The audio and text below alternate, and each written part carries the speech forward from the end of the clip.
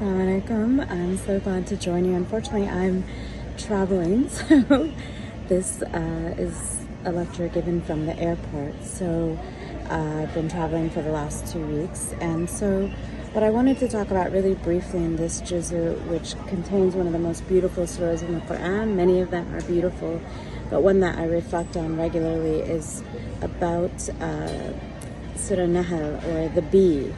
And one of the beautiful things that this teaches us is that the Quran is deeply connected to science. The Quran is deeply connected to the notion of inquiry, studying nature, understanding biology. So there is no conflict between the engagement of the Quran and science. And I think that's a really important piece of how and when so many we saw the connection between Muslims and science very early on.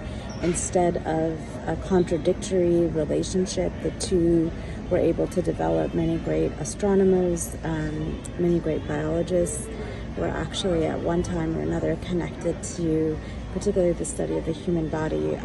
Anatomists were also Muslim and continue to be so.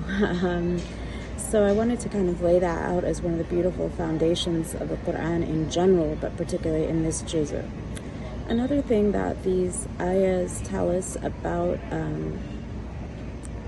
bees, particularly, is that to look at the relationship between human beings and animals, that in fact it's an interdependent relationship.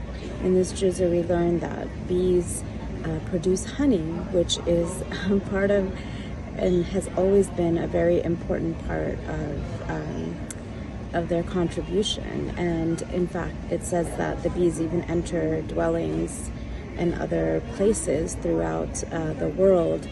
And it shows that in many ways, human beings have a relationship that's interdependent with other beings on earth, not just with one another, but that we now know that bees, if they are considered a harbinger, if in a country or a region bees are not healthy, they're not producing and engaging with pollination, not only do we lose the capacity for honey, but we lose the capacity for agriculture, biodiversity. So that's also really a beautiful lesson from our tradition, that the Quran is not just a book that tells the stories of human beings, but it tells the stories of all creatures and recognizes how important the connection. So that means upon us as human beings, we have the responsibility for the protection of these natural elements. And in particular, something as small as a bee could be negligible. We could not consider it. But now, as we just talked about, human beings are dependent on bees for so many other forms of production, not just for honey, but agriculture, biodiversity. So it means that we have to really pay attention to how other creatures are doing. Are they healthy? What is our role in producing an ecosystem that's healthy? What is our role in shaping and sharing this earth, which is an amana, a trust from God for human beings? One of my favorite surahs, Zilzal, tells us that at the end of days, the earth will speak about what humans have done also to her. So I think it's really important that we think about the environmental component of Islam, and that not only does the ayahs in this juzu having to do with the bee tell us that we should be cognizant or understand of these lessons about bees, but we also need to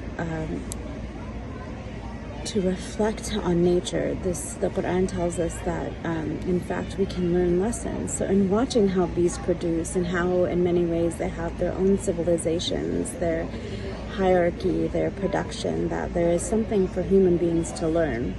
There are lessons in other forms of creation, since God has made those, that help human beings also to understand, create, develop, grow.